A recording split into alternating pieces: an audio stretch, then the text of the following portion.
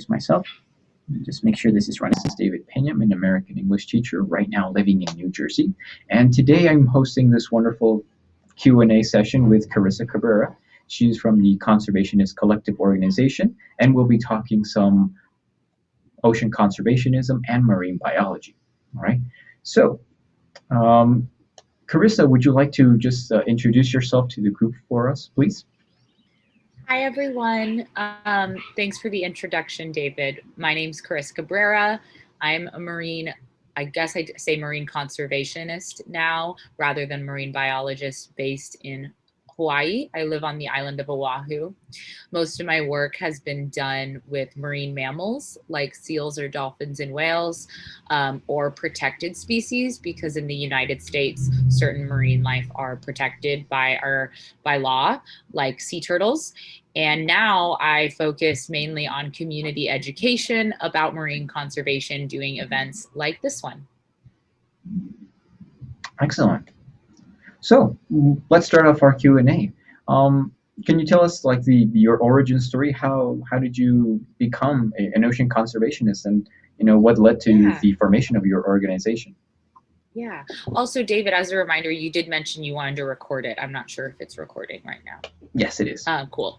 Awesome. So my origin story, I guess I talked about this right before we started, but I'm actually originally from the state of Arizona, which is not near an ocean at all, but I grew up being able to go to the ocean every few years with my family, and I always loved it. And I remember snorkeling when I was younger, and that through documentaries and learning about the ocean, and even going to places like aquariums and things like that, I really always loved it. And so when it came time for me to choose what to study, it seemed like the thing I had the most interest in. And throughout my studies, I ended up getting exposed to opportunities to teach students about the ocean and get them excited about saving it.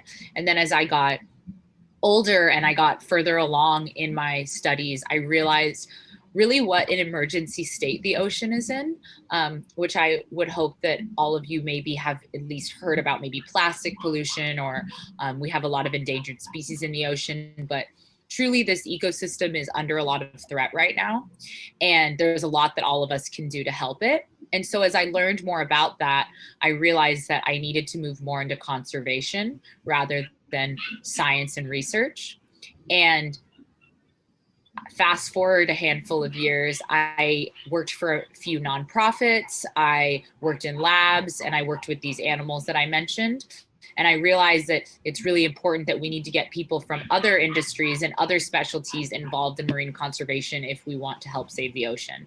So that's where education comes in. That's where media projects come in, like the one we're going to talk about today. That's where social media and Zoom comes in, and so much more things that we're doing over at the Conservationist Collective. Fantastic. So you mentioned you guys right now are located as an organization in Hawaii. Is that correct? Yes. While we're based here, our work really is global. So we will do projects that are funded, like Ocean Connections, which was funded by National Geographic, and that's global. We've been able to reach teachers like David. So that wouldn't be necessarily completely Hawaii focused, but then we also work to help local organizations here in Hawaii that are doing things for the environment. So one example is Zero Waste Oahu. We're helping them implement zero waste solutions locally. So we're not constricted just to Hawaii, but we are based here. Great. And speaking of the zero waste, what can you tell us about microplastics? Lately we've been hearing about them. How does that affect oceans? Yeah, has everyone heard about plastic pollution? Have you ever seen it with your eyes? You can just raise your hand. You can do it in the chat, or you can show me if you're showing video. Yeah, like I don't know if you get a lot where you're located, but plastic pollution is a really big issue in our oceans. And here in Hawaii, we're very uniquely located in the North Pacific Ocean underneath this very complicated current system that ends up bringing through ocean currents plastic onto our coastlines. And so we see it so much here. And for that reason, I think those that live here are much more motivated and inspired to take action against plastic pollution. And so in Hawaii, we have banned plastic bags from being used at the grocery store, and we don't give plastic forks and spoons and knives with your takeout food unless you ask. And most of the restaurants here use paper straws. And this is because when plastic is in the ocean, it can really hurt marine life there. And David mentioned the term microplastics. And for those of you that don't know what microplastics are, as plastic spends a long time in the ocean, it doesn't really break down in the same way that you imagine food breaking down. It breaks up into millions of different pieces. And those pieces can get small enough to be called microplastics. And there's science coming out now that's showing that microplastics and nanoplastics have entered our food chain and can now, we are consuming them because they have been ingrained into the seafood we eat, our fresh water. And it's a very pervasive issue that I think a lot more attention should be going towards. And thank you for that. How are these measures holding up in Hawaii? You mentioned that definitely. I mean, they don't give the like plastic forks or knives unless you ask for them. People are using their eco bags. It's a very similar situation in Mexico here as well. Also, straws have been eliminated from many restaurants and other places here. So how has that been going on in Hawaii? Is there a positive result? Yeah, it's you know, like I mentioned, we have a pretty environmentally minded community here, partly because we see plastic pollution all the time. I don't know if you all would say that that's the same where you live, but there was a lot of support around it. And there was also the people who were against it were usually like very large companies, very large corporations that really opposed it. And it ended up being passed anyway. So I would say overall, it's been a positive response. The utensils, the spoons and knives and forks, that's relatively new. It just happened in the last year, whereas the plastic bag ban has been about 5 or 6 years already. That's good news. Mm-hmm. So would you say that the people and citizens in Hawaii, are they maybe more, we're going to say more eco-oriented, or, you know, are they more friendly towards the environment that maybe any other state in mainland USA? Yeah, I mean, I grew up in Arizona, and in Arizona, there's not a lot of environmental conversations being had. And so when I moved here, it was very shocking, but it was also really inspiring because everyone here thinks about how their behavior is impacting the planet in some way. And that's what personally I think we all need more of in our everyday life. So it's partly because we see the impact of plastic pollution, but it's also because Native Hawaiians have been living in alignment with nature for centuries before Hawaii was ever colonized. They had sustainable regenerative models that kept their kingdom healthy and in alignment with nature. And so that is also still present here. So there's a few reasons why I think we're a little more eco-friendly and eco-minded, but it helps us do better and pass laws and make regulations around the environment, which I think is important. That's brilliant. And I'm not sure if you might have heard of this particular news or not.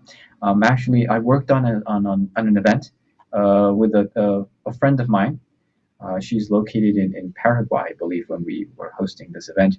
But we were talking about what some companies were actually doing to transition from plastics and, you know, just extend the life of some products and actually build new products just out of microplastics. So if I don't recall wrong, I think it was maybe Adidas or maybe Nike, but I'm mostly sure it was Adidas. It was Adidas. Yes, they were working with some products made completely from microplastics that they removed from the ocean. So Is this something positive, or is this maybe just just publicity, or is this something that a company truly did in the best interest of ecology? What would your opinion be on this? That's a great question. So before I touch on whether or not I think it's genuine, I want to share that we have a lot of plastic in our ocean right now, and so we need solutions on both sides. So we need to, the analogy that's really great to use is, if your bathtub is overflowing with water, are you going to take a bucket and go and drain it slowly, or are you just going to turn off the water? And so we need to turn off the production of plastics on the solution side first. And then we also have to clean up all of the plastics from the ocean. And once they're cleaned up, it's very important that we find ways to reuse them. And so this example that David brought up from Adidas is a great way to reuse recycled plastics that would otherwise be polluting our ocean. So they actually worked with an organization called Parlay for the Ocean, which has a phenomenal education presence online. If you're looking to learn more, I will post their handle in the chat. It's parlay.tv. And they are the ones who actually convinced and supported Adidas during this effort to reuse plastics into shoes. And they, because they were able to get Adidas on board with that, Adidas kind of set the stage for really large companies and corporations to start being more environmentally friendly. And the only way that that happens is if we have a lot of pressure from consumers, and we also have large companies taking responsibility for their impact on the planet. Excellent. All right. And you're saying Yeah. Okay, Iska, go ahead. You can ask your question now, or you can wait towards the end of the event.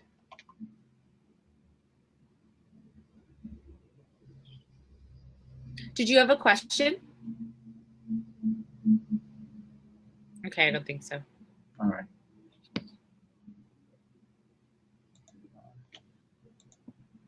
Okay. All right. So yes, thank you so much for that answer. Yeah, I was really wondering if what was your take on it, and it is important what you mentioned, that specifically just completely shutting off the water instead of just going for a bucket, and just not really solving it. Right. That dilemma of either you solved the original problem, or you just put a Band-Aid on it, and Yeah. sadly just putting a Band-Aid is something that a lot of people do, and like even the smallest things, instead of like attacking the original thing. That's good. Yeah, and the plastics industry, they only got very strong. I mean, they're a force to be reckoned with now, but they only got very strong momentum in the 1950s, which means that our grandparents are familiar with a lifestyle that didn't use plastic. And that means that we can return to that type of lifestyle as well. There are so many alternative, sustainable options besides plastic, like bamboo and hemp and paper. And so those types of changes really just need to be supported by our government and by companies too. But the plastics industry, similar to the fossil fuel industry, or like those types of industries, hold a lot of power, especially in the United States. And I think that that's been our largest challenge, because a lot of people recognize the problems with plastic. But then you also have young people growing up and thinking, oh, I think that things are cleaner if they're wrapped in plastic, or I think that everything needs to be packaged in plastic for it to come to my house. When in reality, just 70 years ago, we weren't using it at all. Right. Yes, and I think that's a very important point as well. I mean, that we weren't really using it. Definitely, there are a lot of advantages with plastic, but I think it's also now our responsibility to look forward to very sustainable plastic, instead of just plastic that is discarded and tossed away, and just waiting for it to biodegrade as long as it takes. So yes, I guess if we really move forward to a sustainable plastic world, that would be the better, right? Yeah, that's what we would all hope, right? And yeah, like what he said is, plastic has made so much advancements. Like if you just look at, hospitals, the fact that we've been able to use plastic has helped a lot and it's saved a lot of lives. It's really the problem with single-use plastic and how much it's being used in our everyday lives. Like there's the average lifespan of a single-use plastic bag is only 12 seconds before it's thrown away, but it takes so much resources to create. And also, if any of you are unfamiliar, plastic is made from fossil fuels. And so it's also contributing to climate change. So they're very strongly linked. And I think that needs to be a little more part of the conversation as well when it comes to solving the environmental crisis. Sure. And speaking of with, probably those people who know me also a bit more also know that I'm a huge fan of Legos, and it's a childhood toy that I've played ever since, and I probably still have a box of them around here somewhere. But I was really happy when Lego rolled out a lot of their new products that were very sustainable plastic. I don't know if you ever read about it or were familiar with it, but Lego did showcase that they're using sustainable plastic, and they're actually using a very biodegradable plastic that has the same quality. It's safe for children. Something that they like to showcase is that even if you kind of chew on the pieces, the quality of that Lego piece should resist, and the paint doesn't chip off. So just like as a children's toy or a children's product, it's fantastic because it covers all the requirements. It needs to be a children's toy, and now that they're making it with biodegradable material and with the same quality, same fun, same resistance, is a plus. And I believe the Lego company is also like Adidas are going into the right direction. What's your take on the fact that Lego is also coming up with this kind of plastic that is more eco-friendlier? Yeah, I think it's really important. One, for a few reasons. One, kind of like I mentioned about Adidas, we really need giant companies like Legos to set the stage for other companies to follow suit. And only by Legos and Adidas taking those steps and it getting covered and getting into conversations like this one are people going to realize like, hey, oh, we need to be doing that too. This needs to become our new normal when it comes to production of products. And then the second reason I think it's a great thing is because it's not very healthy for us to have exposure to plastics all the time. There's recent science that is being released that plastics can impact our health. They're known to be endocrine disruptors, and endocrine disruptors can impact our hormones regulation in our bodies, and it can lay the platform for diseases down the line. And so it doesn't knowing that now, it doesn't feel like kids who they chew on Legos. It's part of it. It doesn't feel like that's safe. So opting for a better material is, I think, key for the health of health of humans and health of children, and also health of the planet. Yes, right. Something that I mostly always share with my students is when we go out to the beach, I don't see a seagull, smoking and then tossing the cigarette, but I don't see sharks, drinking beer and then just, throwing it up, to the turtle next to them. I see humans doing these activities, we just really need to educate ourselves, educate our children, friends, family members to, stop these sort of things because, sharks aren't throwing plastics in the beach. Turtles Yeah. are not leaving cups and forks and, whatever in the sand. So And it absolutely depends on where you live, right? Like, I'm not sure how old everyone is in this group, but I'm about 30. And when I was younger, maybe growing up, people were littering all the time. It was very common. I mean, I could have been, and it depends, what community you live in, maybe what state or group of people you're living in and what they do and, social pressures. But now it's not in the same way that certain things like maybe smoking are less popular. Littering is not as common. And that might be because I live in an environmentally friendly community. So I would love to hear if any of you have had this experience. But I feel like I used to see littering so much more, and now people know, like, hey, just throw your rubbish in the bin. But I almost want to advance that conversation to like, hey, why do we have so much rubbish?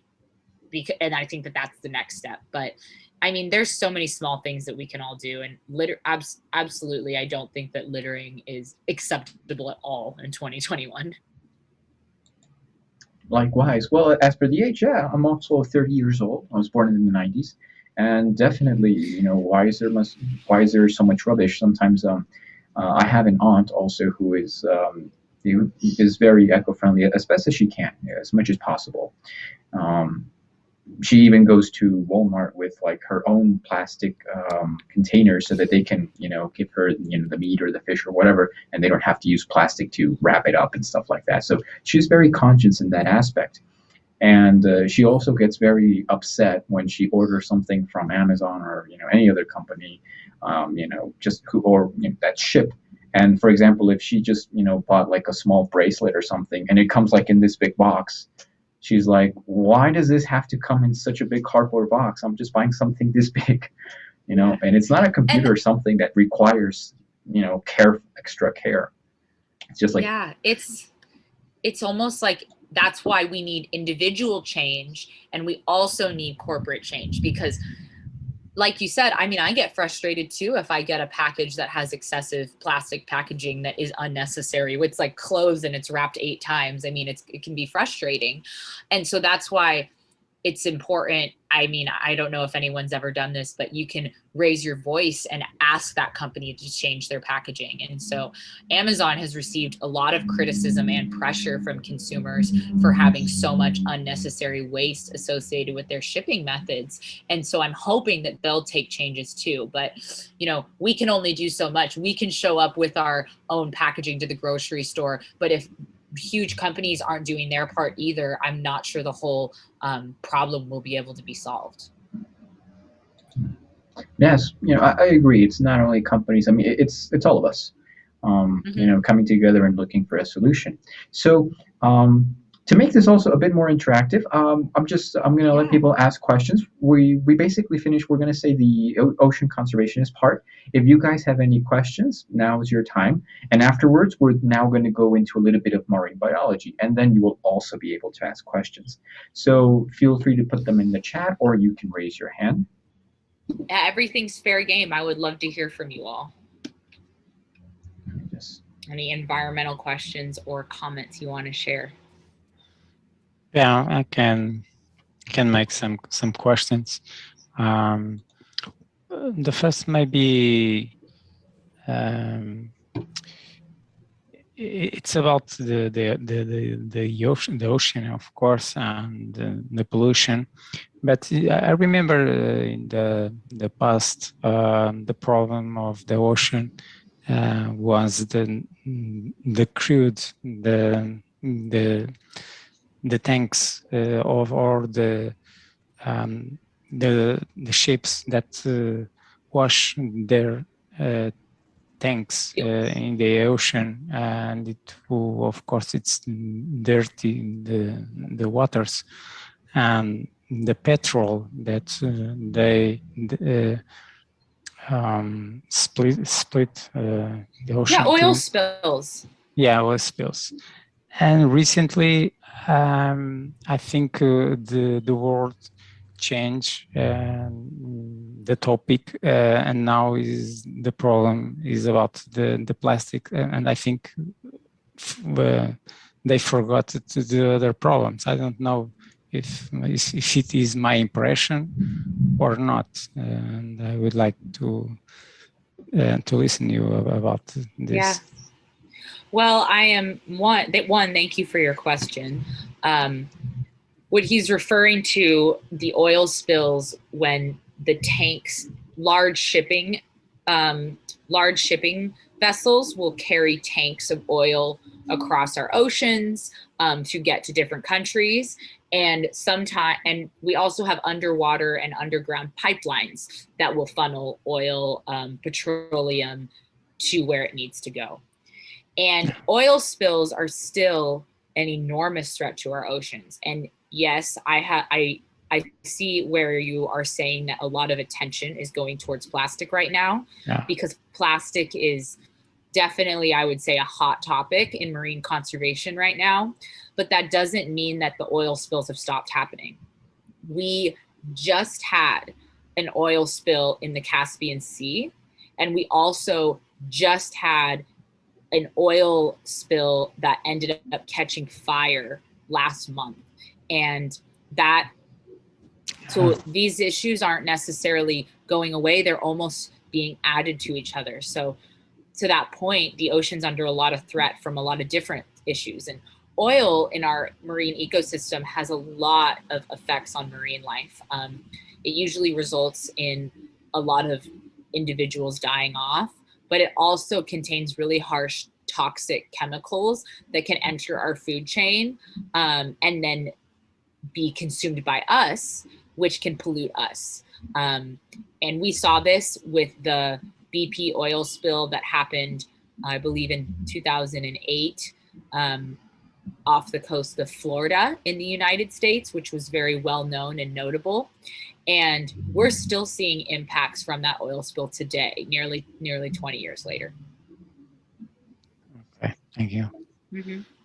Does anyone else have any questions about plastic or environmentalism or the ocean? Okay, go ahead, Huey.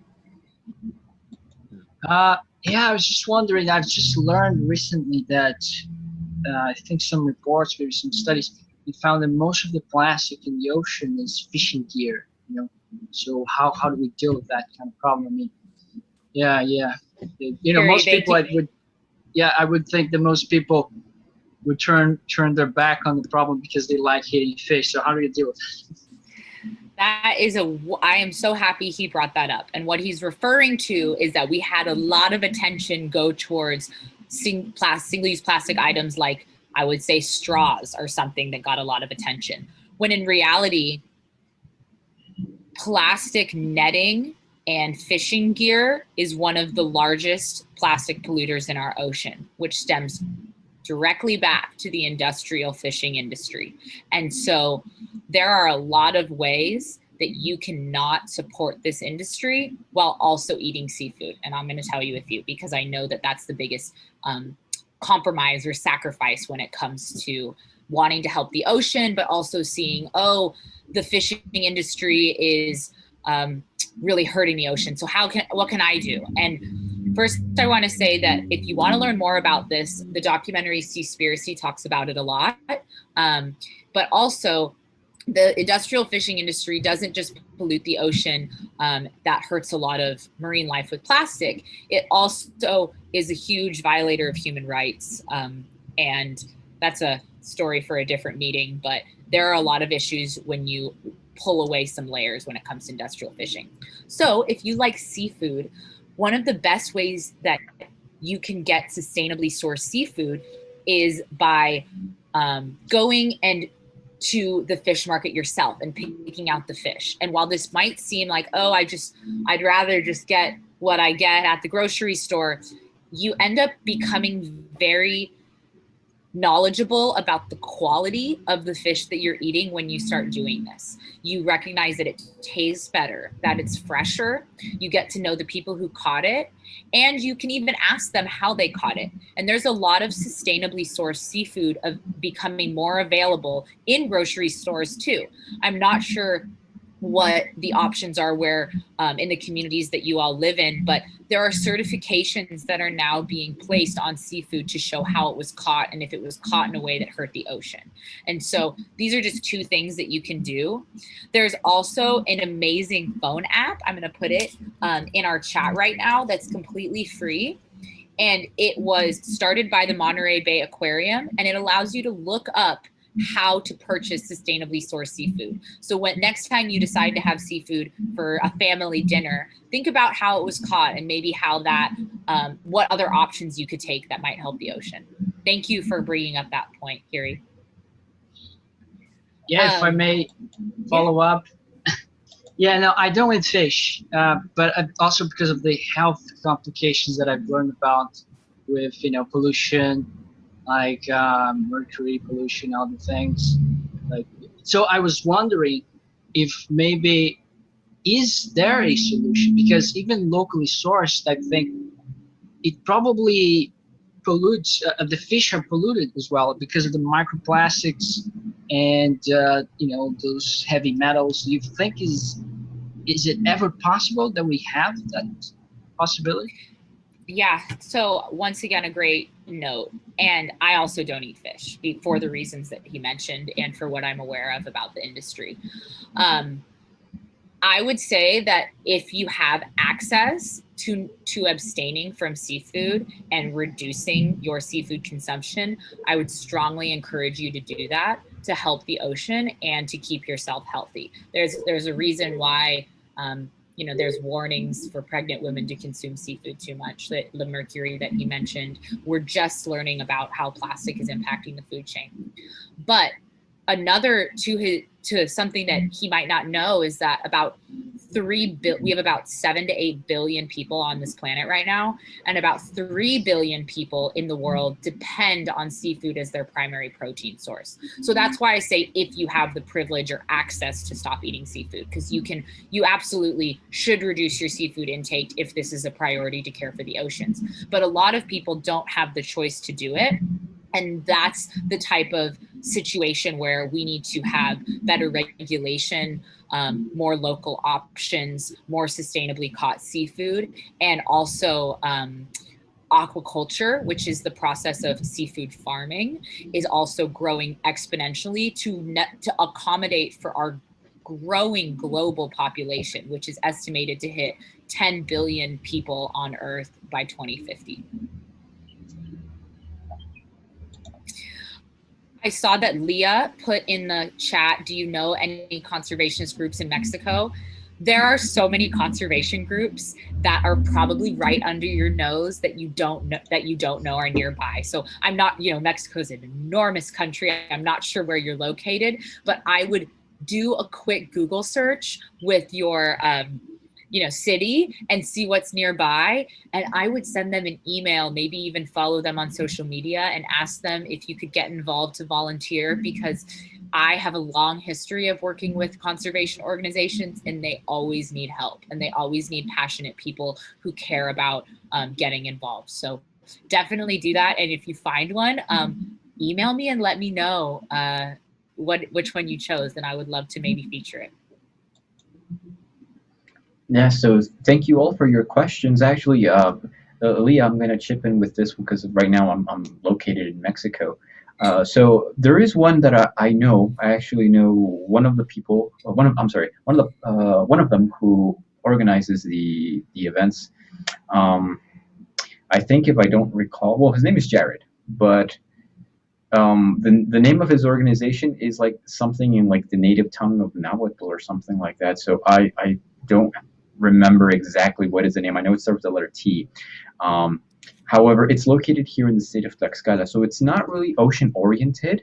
However, of course, they also support anything that has to do with ocean conservation and having a friendly, eco-friendly environment.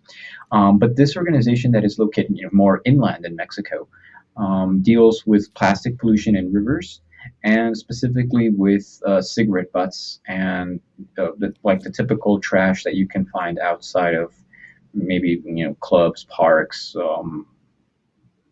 public places. So this organization actually gets together. They clean up areas like these. I believe that they also do something with the cigarette butts. They specialize with them because they take the filter and then they transform it into something new. I'm really sorry, I can't recall what exactly it is because it was some time ago that I talked to them. It's probably like a year or something. But they told me that they work with these kinds of products, and they clean them, they disinfect them, and they just transform them into something else that is completely renewable, and from 100% recycled material. So yes, definitely not very ocean oriented, because I repeat, they're not really located in any of these coastlines in Mexico, but they are doing wonderful things concerning these objects that we can find on the street, sadly. Yeah.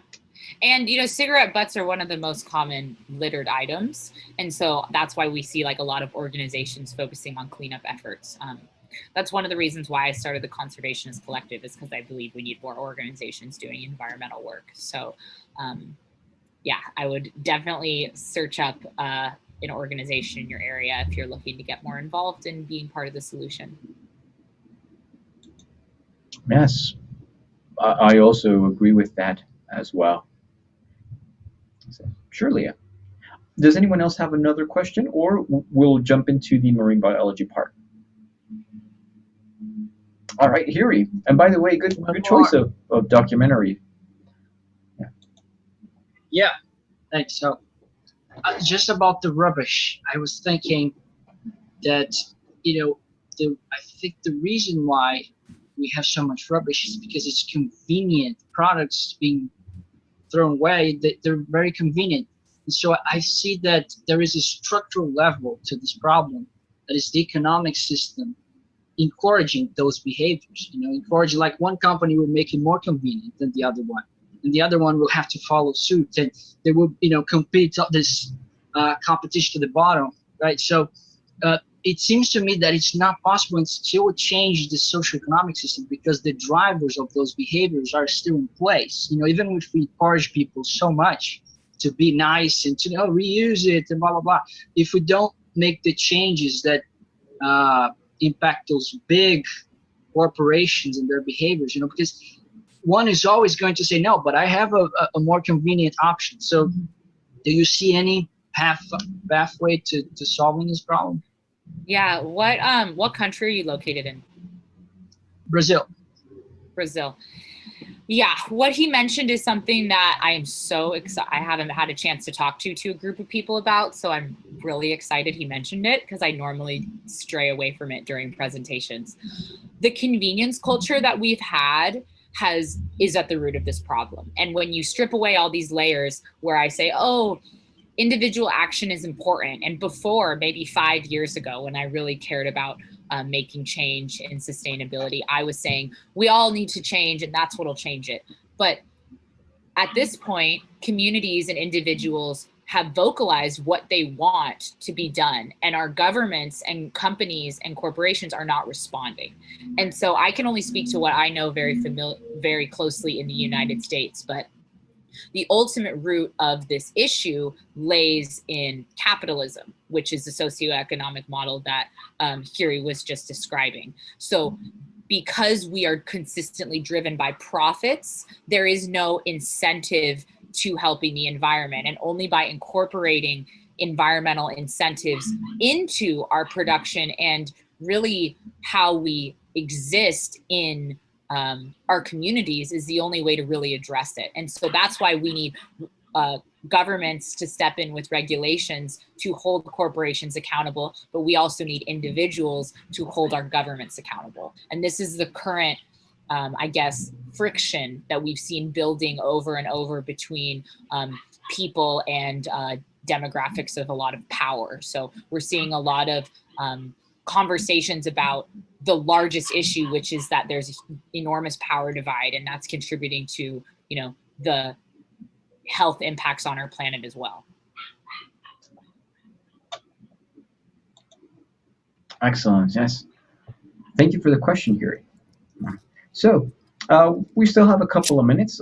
Let's just go into marine biology as quick as possible. Let's have some fun. So tell us about marine biology. What exactly is your most favorite part about marine biology? Is there a specific marine mammal or animal that you like studying or working on? Or yeah, I mean, has anyone ever wanted to be a marine biologist here? I feel like it's definitely advertised as something on like the Discovery Channel and National Geographic, and that's definitely not what it's like all the time. We're not diving with animals every day. And I mean, I had the privilege to work in animal rescue, but even that, I was only rescuing animals maybe 5% of the time. And so marine biology is such a vague term, and there's about hundreds, if not thousands of things that you can do within marine biology. So like right now we're seeing an enormous burst in jobs going to science communication, which would be like, you know, so graphic designers, social media managers,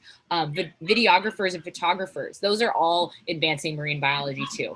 But to answer your question, David, my favorite part of marine biology is getting to get other people excited about the ocean, because everyone's fascinated and has questions about it and is curious. And I love being the person who's able to answer those questions for people. So, I mean, my favorite animal in the ocean is an orca, a killer whale. And I haven't had a chance to study them because they are found in cold weather and I live in a tropical climate. But I hope that one day I may be able to do some work with orcas, maybe down the road. Do you have them in Mexico or Brazil or Portugal, anywhere? That's a good question. I'm not really sure if in Mexico we do. I know that there's some humpback whales in Mexico, and it's actually a big tourist attraction. As for orcas, I mean, I also like orcas as well. But I'm not really sure if we can find them in Mexico, unless it's like besides some sort of marine park, you know, in captivity. Yeah, we probably do have a couple, you know, over here. But I'm not really sure if we can find them around the waters in Mexico because, as you mentioned, you know, it's a tropical area and they're normally found in cold water. So I'm not really sure if I might be wrong. I really can't say for sure, but that's what I know. It can be hard to find them, but they're found in all oceans, but it's just very hard to find them. They're offshore, and you know, you need a very strong and dedicated whale watching team, I think, to get out there. Right. And speaking of which, I've heard that we normally know more about space, you know, than we do about our oceans. Is this anywhere true, or you know, is this something that you know is like widely said, but it's not that precise? What can you tell us about that? Is it true that we know more about space than we do about you know the depths of our oceans?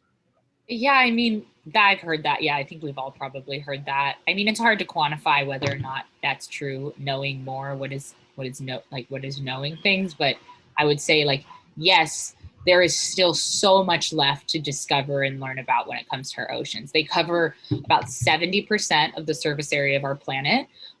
So we may have a joke in the field that I don't know why we call this planet Earth because it's 70% ocean, and that we have depths that go into extreme environments that we can't even get to. We now have robotics that are able to go down there and gather data and footage that we can then study later. But for the most part, we're still discovering species. We're still discovering how ocean processes work. We're still discovering environments. There's so much work to be done just in the exploration and discovery phase of ocean marine biology, which is basically I would say science and research. And so, but there's also so much work to be done when it comes to education or when it comes to telling stories about the ocean through documentaries. Like there's a lot left to do in the field. And so if you've ever thought about getting involved, I would say now is definitely the time.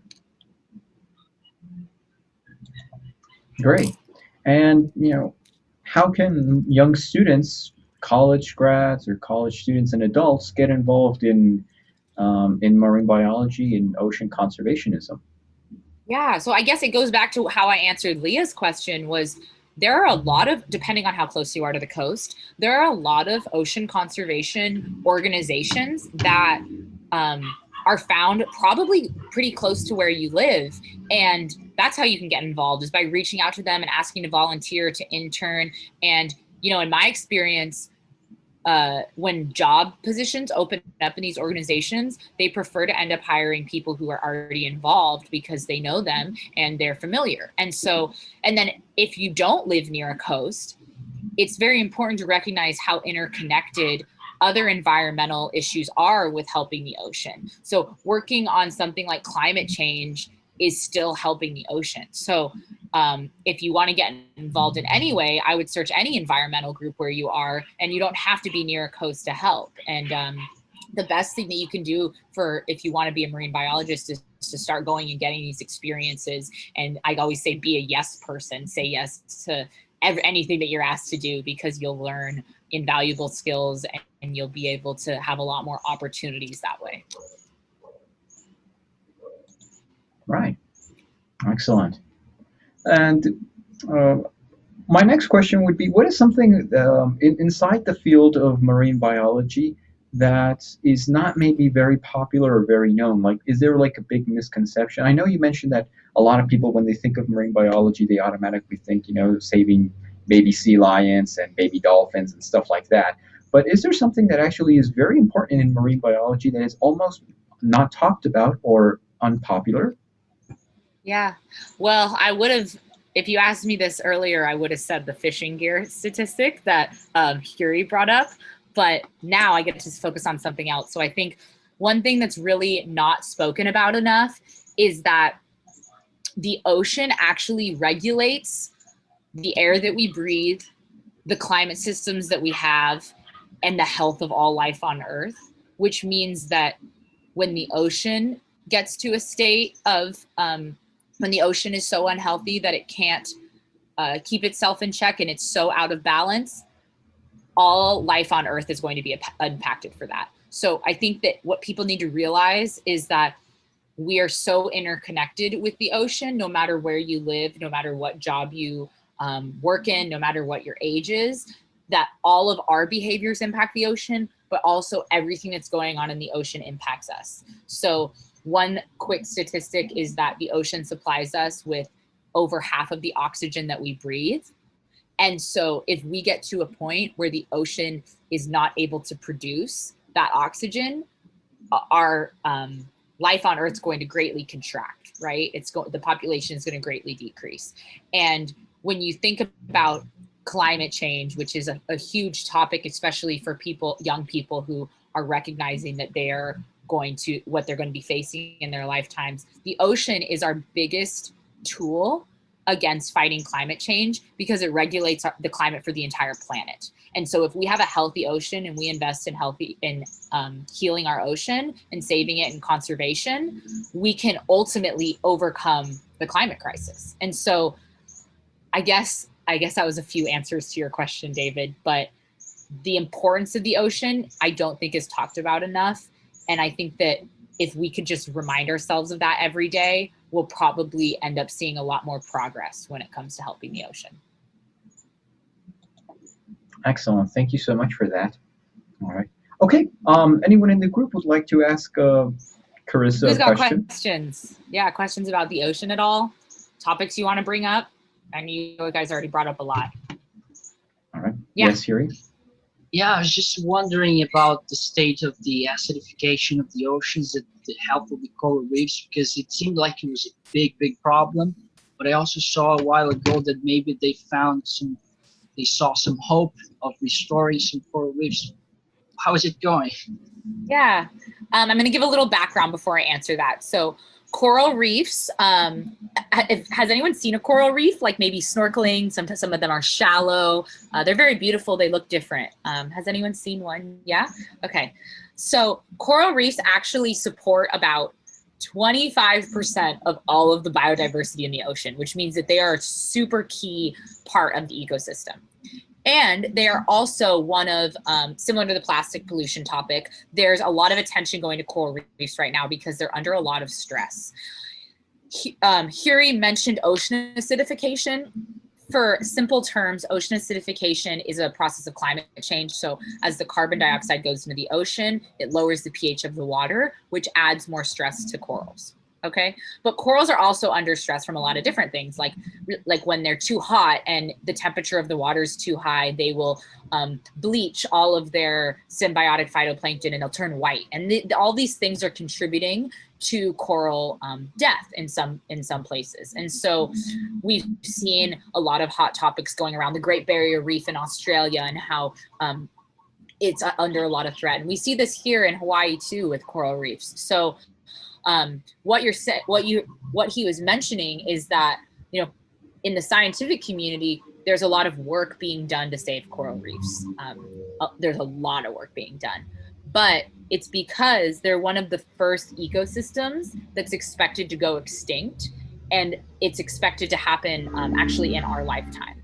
And so there's a lot of concern around that fact because if coral reefs go, you know, a lot of the biodiversity is dependent on it. Will we be able to have fish to feed people? Will we be able to have that healthy ecosystem that we need to produce the air that we breathe? So there is hope, because there's actually discovering a lot of species of coral that are actually really strong and resilient and are able to withstand the acidity or the heat. And we think that those types of species are going to be able to persevere and get through certain times of like extreme weather events. Thanks. Thank you for your question. Sure. It was very interesting. Thank you. Okay. Anyone else in the chat, or would you like to raise your hand? Anything maybe on ocean conservationism or marine biology so far? Yeah. All right. Awesome. So thank you for all the questions. Sure. I just have a question, just like off topic.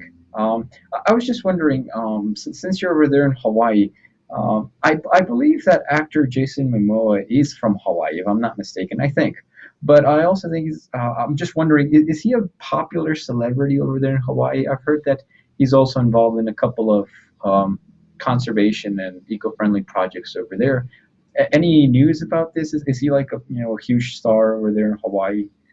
I wouldn't say he's a huge star. He doesn't live here, but he has gone on crazy large platforms like the Ellen DeGeneres show and said that single-use plastic water bottles suck. And so there's people like that, like actors with enormous enormous fan bases that can tap in and be a voice for the ocean. And I think we need more famous people like Jason Momoa to start having the courage and confidence to say that type of stuff on national TV, because that's also going to shift our mind. So many people look up to people like that, and if they're advocating for the environment to millions of people, that can make a huge change.